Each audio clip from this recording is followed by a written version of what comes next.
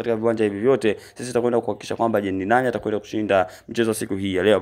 Bonge moja za mechi zitakuwepo zikiendelea. Kumbukwe kila timu inatamani kufanya vizuri kuhakikisha kwamba wanazidi kuhakikishia nafasi kuendelea kwa ajili ya hatua inayoweza kufuata. Kumbukwe zinakwenda kucheza ni round 5 ama round ya 5. Kuna timu zingine tayari mambo yao yameshakuwa mazuri zaidi, lakini pia kuna mambo wengine bado.